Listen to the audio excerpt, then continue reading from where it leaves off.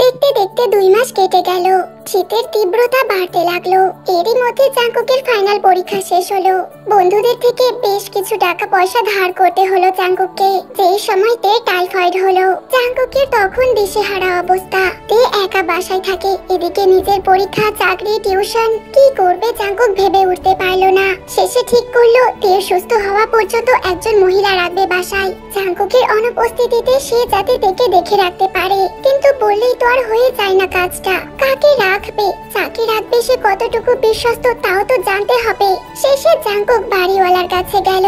তাকে নিজের সমস্যা খুলে বলতেই তিনি তার বাসায় কাজ করে এমন একজন মহিলাকে পাঠালেন। তার কাজ হচ্ছে তেকে সময় মতো ঔষধ খাওয়ানো, খাবার খাওয়ানো, তের কিছু লাগলে এগিয়ে দেওয়া, এটুকুই কাজ তার। প্রায় 12 দিনের জ্বরে তের চেহারাটা মলিন হয়ে গেছে।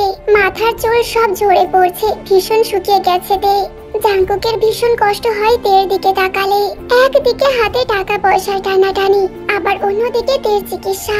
বাসায় একজন মহিলা রাখায় তার মাসিক 7,000 টাকা বেতন। জাঙ্কুক তবুও নিজেকে সামলে নিল। কিছুতেই ভেঙে পড়বে না বলে বারবার নিজেকে নিজেই বোঝাতে লাগলো। বিপদ যিনি দেন তিনি আবার বিপদ মুক্ত করেন। রোজ বাসায় যাবার সময় জাঙ্কুক ফল নিয়ে যায়, নিজের হাতে কেটে তেকে খাওয়ায়। দিনে নিজে থাকতে পারে না যখন, ঘন্টায় ঘন্টায় কল দিয়ে জিজ্ঞাসা করে তে কি খেলো না খেলো। অভাব অনটন, প্রেম ভালোবাসা সবকিছু নিয়ে দুজনের দিন কেটে যাচ্ছিল।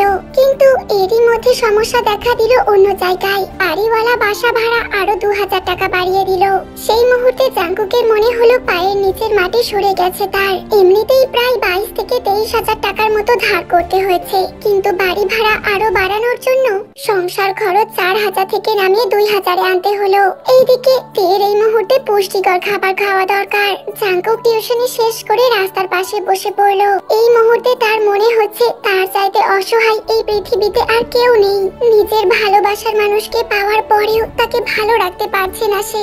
হতাশায় নিমজ্জিত হলো জাঙ্কুক। বাসায় যাওয়ার মতো অবশিষ্ট শক্তিও যেন তার দেহে নেই। অনেকক্ষণ পথে বসে থাকার পর ক্লান্ত দেহটাকে টেনে নিয়ে গেল কোনো মতে। তে জেগেই ছিল জাঙ্কুকের অপেক্ষায়। তের শরীর এখন আগের চাইতে অনেকটা ভালো। জাঙ্কুকের আসতে দেরি হচ্ছে দেখে আজ নিজেই রান্না করেছে তে। বেশি কিছু রান্না করতে পারেনি। ভাত, ডাল, বেগুন দিয়ে শুটকি আর বেগুন ভর্তা বানিয়েছে। জাঙ্কুকের হঠাৎ করে মনে হলো এখন তো রান্না করতে হবে। এত দেরিতে রান্না করলে তে খাবে কখন? নিজের উপর ভীষণ রাগ উঠলো জাঙ্কুকের। এতটা বেখেয়ালি হলো কিভাবে সে, এটাই তো ভেবে পেল না। কেন এতক্ষণ বাহিরে সময় নষ্ট করলো? পর মুহূর্তে ঠিক করলো তের জন্য হোটেল থেকে খাবার নিয়ে আসবে, নয়তো তের খাওয়ার খুব দেরি হবে।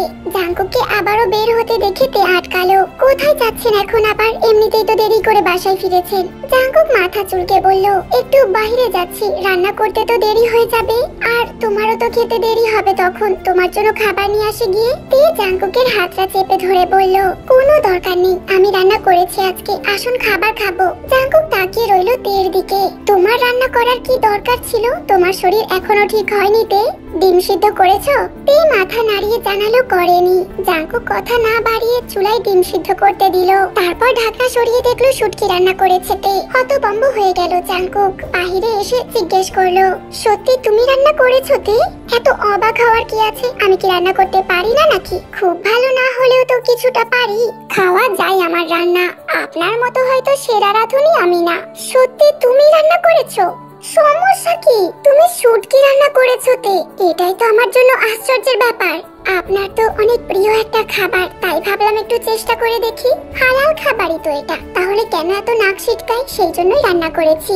আমি জানি তে তুমি কেন আজ শুটকি রান্না করতে চেষ্টা করেছো। ফ্রিজে মাছ মাংস কিছুই নেই। তে ধরা পড়ে গিয়ে মাথা নিচু করে ফেললো। আমার আর খেতে ইচ্ছা করে না এসব। প্রতিদিন কিভাবে মানুষ মাছ মাংস খেতে পারে আপনি বলুন? আপনি নিজেও তো খেতে পারেন না, প্রতিদিন আমাকে খাওয়ান, নিজে খান না। জাঙ্কুক চুপ হয়ে গেল। তে আস্তে করে বলল, ভাড়া বাড়িয়েছে বলেছে আপনাকে? জাঙ্কুক চমকে জিজ্ঞেস করলো, তোমাকে এই কথা কে বলেছে? বাড়িওয়ালা আন্টি এসেছিলেন, উনি বলেছেন বিকালে। জাঙ্কুক খাবার সাজাতে সাজাতে বলল, তোমাকে এসব নিয়ে ভাবতে হবে না, আমি আছি তো। তে খেতে খেতে বলল, আপনাকে তো একটা টিউশন ছেড়ে দিতে হয়েছে। আমি আজকে বসে বসে হিসেব করেছি, আর আজকে জীবনের বড় হিসেব মেলাতে পেরেছি। আর আপনার চিন্তার কারণও কিন্তু বের করতে পেরেছি। জাঙ্কুক খাওয়া বন্ধ করে বলল, কি বলছো তুমি? তে হাসলো। জ্বরে কোটরে ঢুকে যাওয়া চোখের নিচে কালি জমেছে তের। চোখ বড় বড় লাগছে আগের চাইতে এখন। জাঙ্কুকের মনে হলো এই বুঝি বনলতা সেনের সেই পাখির বাসার মতো বড় বড় চোখ। আপনি আবারও হানসুইকে পড়ানো শুরু করেন। বাজে কথা বলবে না তে।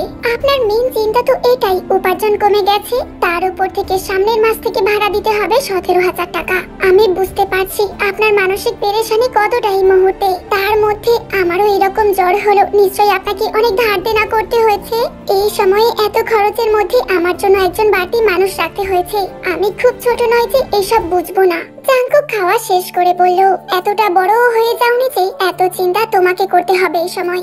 আমি আছি তো, আমাকে ভাবতে দাও। খাওয়ার পর তের ঔষধ এনে খাইয়ে দিল জাঙ্কুক। বিছানায় শুয়ে তারপর বলল, আমি একটা সিদ্ধান্ত নিয়েছি তে, তোমাকে কোনো গার্ল হোস্টেলে উঠিয়ে দিয়ে আমি আমার হলে চলে যাব। আপনার কাছ থেকে এক চুল দূরেও আমি যাব না। এইসব চিন্তা বাদ দিন আপনি। জাঙ্কুক হাসলো, কম্বল মুড়ি দিয়ে শুয়ে বলল, কাছেও তো আসো না আমার। তে তাকিয়ে রইল জাঙ্কুকের দিকে, তারপর জাঙ্কুকের বুকে মাথা রেখে বলল, এই যে কাছে আছি। জাঙ্কুক তের হাত চেপে ধরে বলল, আরো কাছে আসা যায় না? যত কাছে আসলে দুজন মিশে একাকার হয়ে যেতে পারবো। তে লজ্জা পেয়ে মাথা লুকালো জাঙ্কুকের বুকে। ভীষণ ঠান্ডা পড়েছে, তাহলে আরো ঠান্ডা লাগুক তোমার তে। ভীষণ ভীষণ ঠান্ডা লাগুক, যাতে আমি হই তোমার উষ্ণতার চাদর। প্রথমবারের মতো দুজনের মধ্যে ভীষণ ভালোবাসা লেনা দেনা হলো। প্রবল শীতের রাতে দুজনে একে অন্যকে উষ্ণ করে তুলতে লাগলো। সেই রাতে তৃপ্ত হলো দুজনের চাতক মন। তে সকালে জাঙ্কুককে বকতে লাগলো, জাঙ্কুক হাসতে লাগলো। এক অজানা সুখে জাঙ্কুকের দেহ মন তৃপ্ত হয়ে আছে। সোয়েটারের উপর তে চাদর জড়িয়ে নিল, তবুও যেন শীত কমছে না তার। জাঙ্কুককে সে কথা বলতেই জাঙ্কুক হেসে বলল, আসো তাহলে আবারও উষ্ণ করে দিই তোমাকে। তে লজ্জায় লাল হয়ে বলল, তোর আপনি ভীষণ খারাপ। এর চাইতে ভালো আমাকে লেডিস হোস্টেলে উঠিয়ে দিন। জাঙ্কুক তের পাশে বসে হেসে বলল, এখন যে আমি কিছুতেই তোমাকে ছাড়বো না বোকা ফুল। ফুলটাকে অন্যত্র পাঠিয়ে দিলে রাতে তার শীত করলে আমি তো তার শীত দূর করতে পারবো না। এখন যে তোমাকে আরো শক্ত করে বেঁধে ফেলতে ইচ্ছা করছে আমার সাথে। একটা কথা বলি, রাগ করবে না বলুন? আচ্ছা বলো, আমরা এই বাসাটাকে ছেড়ে দিই। এত বড় বাসায় তো আমাদের কোনো দরকার নেই, তাই না? আমরা দুজন মানুষ, একটা রুম হলেও তো আমাদের চলে যাবে। অযথা 17,000 টাকা ভাড়া দিয়ে থাকার কি দরকার তাহলে? ছোট একটা বাসা নিন আপনি, এক রুমের হলে আরো ভালো হয়। এতে করে আমাদের সব দিক থেকে সুবিধা হবে। জাঙ্কুক অপলক তাকিয়ে বলল, অনেক বড় হয়ে গেছিস তুই তে। তোর মনে আছে ছোটবেলায় তুই খুব জেদ করতিস আমার ছাদে একটা রুম আছে, তোর নেই কেন এটা নিয়ে? তুই বলতিস তোর ভীষণ বড় রুম লাগবে, জোর করে ছাদের একটা ঘর দখল করেছিস তুই। আর আজ সেই তুই কি সুন্দর করে বলছিস একটা ছোট রুম হলেই চলবে। সময় কেমন করে খেলে মানুষকে নিয়ে, তাই না তে? ছিলি কোথায় রাজবাড়িতে, আমার জন্য তোকে এখন থাকতে হচ্ছে গাছতলায়। তে জাঙ্কুকের কাঁধে মাথা রেখে বলল, সেখানে আমি রাজকন্যা ছিলাম, অতিথি ছিলাম। সেই রাজমহল আমার আজীবনের জন্য ছিল না। এখন আমার যা আছে তা একান্তই আমার। এখানে আমি রানী, সর্বাধিকারী এই রাজ্যের। এটাই যে আমার জন্য চিরস্থায়ী ঠিকানা। আপনি সাথে থাকলে আমি সব জায়গায় সব পরিবেশে থাকতে পারবো। আপনিও তো ছিলেন সেই রাজ্যের যুবরাজ। আপনার যদি মানিয়ে নেওয়ার ক্ষমতা থাকে, আমার কেন থাকবে না? জাঙ্কুক একটা চুমু খেয়ে বলল, কথা দিচ্ছি তে, একদিন একটা রাজবাড়ি করে দেব তোমায়। সেদিন আর জাঙ্কুক শোরুমে গেল না। বহুদিন পর দুজন বের হলো বাহিরে। একই সাথে কিছুটা ঘোরাঘুরিও হবে, বাসা দেখাও হবে। এবার আর রেস্টুরেন্ট যাওয়া হলো না। রুটি, চা, ফুচকা, চটপটি খেয়ে আনন্দ চিত্রে দুজন বাসা খুঁজে বের করলো। পরের মাসে ছোট এক বেডরুম, একটা কিচেন, একটা ওয়াশরুমের একটা বাসায় উঠলো জাঙ্কুক কাটে। এখানে ভাড়া 8,000 টাকা। জাঙ্কুকের জন্য ব্যাপারটা স্বস্তিদায়ক, প্রায় 9,000 টাকার ব্যবধান। তবে সমস্যা হচ্ছে বাসাটা একটু বেশি ভেতরের দিকে। তের সেসব নিয়ে কোনো সমস্যা নেই, বরং তে ভীষণ আনন্দিত।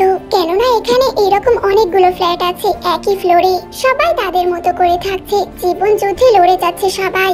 সকাল হতেই ফ্ল্যাটের বাসিন্দাদের কথাবার্তা শব্দ ভেসে আসে, বাচ্চাদের কান্নার শব্দ ভেসে আসে। কর্মমুখর মানুষ সাত সকালে বের হয়ে যায় নিজের জীবিকার তাগিদে। তের পরীক্ষা সামনের মাসে শুরু হবে। তে সারাদিন মনোযোগ দিয়ে পড়াশোনা করে, বিকেলে রাতের জন্য রান্না করে। সন্ধ্যায় তের কাছে আশেপাশের ফ্ল্যাটের বাসিন্দারা আসে। সবাই মিলে গল্প করে যখন, তের মনে হয় এরা সবাই যেন তার কত চেনা। এই এক অন্য জীবন, যেন অন্যরকম অনুভূতি। এক একজন এক এক জেলা থেকে এসেছে, সবার কথাবার্তা আলাদা, রান্না বান্নার নিয়ম আলাদা, চলাফেরার নিয়ম আলাদা। একটাই মিল সবার মধ্যে, সবার একই রকম আর্থিক অবস্থা। সবাই খেয়ে পরে বেঁচে থাকার স্বপ্ন দেখে, কেউ বিলাসিতা করতে যায় না এখানে। তে দেখলো এখানের মানুষগুলো কি নির্দ্বিধায় প্রতিদিন মাছ মাংস না খেয়েও স্বামী সন্তান নিয়ে হাসি খুশি থাকছে। এক পদ তরকারি দিয়ে, একটা ভর্তা, একটা ডাল দিয়ে খেয়ে হাসি মুখে একে অন্যের কাছে তা বলছে।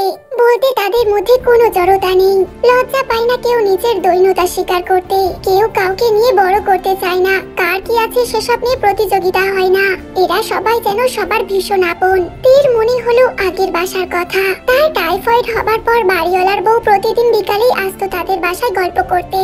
যেহেতু তার বাসায় কাজ করা মহিলাটি তের দেখাশোনা করছে, সেই সুবাদেই আসতেন তিনি। এলি জিজ্ঞেস করতেন কি রান্না করেছে আজকে, কি দিয়ে খেয়েছে তেরা। তারপর শুনে নাক কুচকে বলতেন আজ তারা বড় কাতলা মাছ এনেছেন, কোনোদিন গরুর মাংসের বিভিন্ন আইটেম, আবার কখনো বড় ইলিশ মাছ। আর আফসোস করে কাজের মেয়েকে বলতেন আহারে বাসায় থাকলে তো খেতে পারতিস, আজকে আমরা এই রান্না করেছি সেই রান্না করেছি। কাজের মেয়ে মলিন মুখে হেসে বলতো বড় লোকের বাসার খাওন দাওন আর এই গরিবের বাসার খাওন কি একরকম হয় আপা? কিসের লগে আপনি কি তুলনা করেন? লজ্জায় তখন তের চেহারা বিবর্ণ হয়ে যেত।